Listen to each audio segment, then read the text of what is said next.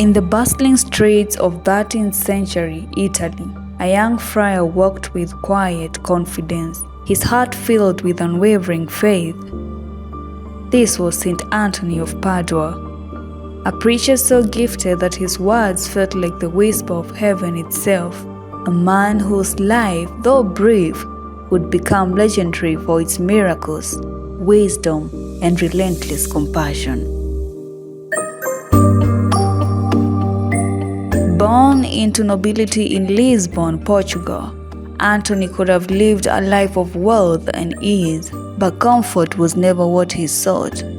He longed for something deeper, for truth, for service, for the divine. He left behind his riches and family expectations, first joining the Augustinians, then later the Franciscans, taking on the name Anthony in honor of the great desert saint. He dreamed of preaching in Morocco, but illness struck him down. This could have been the end of his story, a moment of failure. But fate had other plans. When a storm drove his ship off course, Anthony found himself in Sicily, where he began to preach. What followed was nothing short of miraculous. At first, no one knew Anthony's gift. He was humble, quiet, content to serve in the shadows.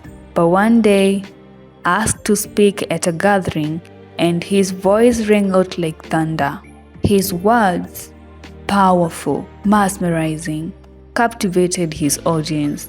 People flocked to hear him, even those hardened in their disbelief. The streets filled with crowds eager for the wisdom that poured from his lips. He was called the hammer of heretics, not because he destroyed, but because he rebuilt. He didn't shame people for their doubt. He led them back with patience, kindness, and undeniable truth. Anthony's miracles seemed to defy nature itself. When his words fell on deaf ears, he preached to the fish, and they listened. When the sick lay desperate for healing, his prayers restored them. Yet, the most famous miracle was small and simple. A novice once stole Anthony's psalter, the book he loved most, and fled. Anthony did not chase him. He did not condemn.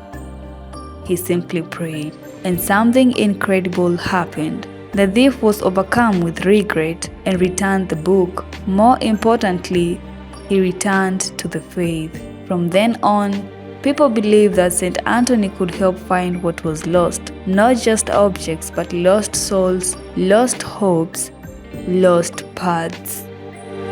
St. Anthony was deep in prayer one night at a hermitage when a miraculous vision appeared before him. In a room filled with radiant light, Jesus came to him as a child. Overcome with joy, St. Anthony cradled the Christ child in his arms, cherishing the sacred moment. The owner of the hermitage, noticing the unusual glow, came to investigate and was astonished to see St. Anthony holding Jesus. Overwhelmed, he knelt in awe at the doorway. When the vision ended, St. Anthony kindly asked the man to keep the event a secret until after his death. This beautiful story lives on, symbolizing faith and purity. Today, lilies are blessed and shared on St. Anthony's feast day, reminding believers of his holiness and devotion. Anthony died young at only 36, but his name did not fade. Within a year, he was declared a saint. Over time, he was honored as a doctor of the church, his teachings still shaping the world centuries after his passing. Today, millions still whisper his prayer when something precious goes missing. Dear St. Anthony, please come around. Something is lost and cannot be found. But the truth is, St. Anthony never really left. His words still echo. His miracles still inspire.